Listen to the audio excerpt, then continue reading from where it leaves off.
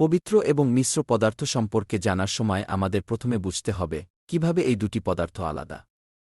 পবিত্র পদার্থ বলতে আমরা বুঝি যেগুলোর গঠন এক ধরনের, যেমন বিশুদ্ধ জল। এটি শুধুমাত্র দুই অণু দিয়ে গঠিত, তাই এটি একটি পবিত্র পদার্থ।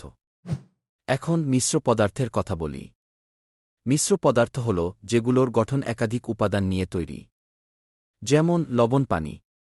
এখানে লবণ এবং পানি দুটোই আলাদা পদার্থ, কিন্তু যখন আমরা লবণ পানিতে মিশিয়ে দিই তখন এটি একটি মিশ্র পদার্থ হয়ে যায়।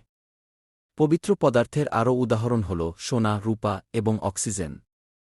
এগুলো এক ধরনের উপাদান, তাই এগুলো পবিত্র। কিন্তু যখন আমরা বিভিন্ন পদার্থ একসাথে মিশিয়ে দিই তখন আমরা মিশ্র পদার্থ পাই, যেমন বালি এবং পানি। বালি এবং পানি দুটোই আলাদা, কিন্তু একসাথে মিশলে এটি একটি মিশ্রণ তৈরি করে। এখন চলুন কিছু উদাহরণ দেখি। যদি আমরা চিন্তা করি ফলের সালাদ, এখানে বিভিন্ন ফল একসাথে মিশে একটি মিশ্রণ তৈরি করে, কিন্তু প্রতিটি ফলের গঠন আলাদা, তাই এটি একটি মিশ্র পদার্থ।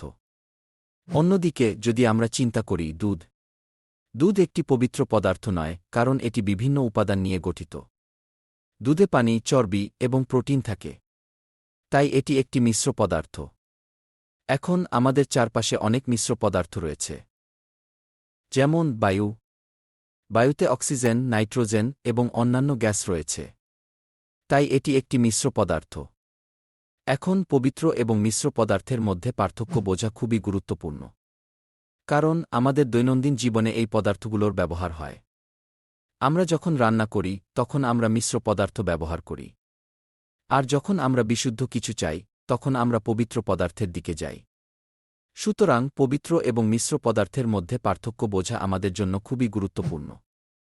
এটি আমাদের বিজ্ঞান এবং পরিবেশ সম্পর্কে আরও ভালো ধারণা দেয়।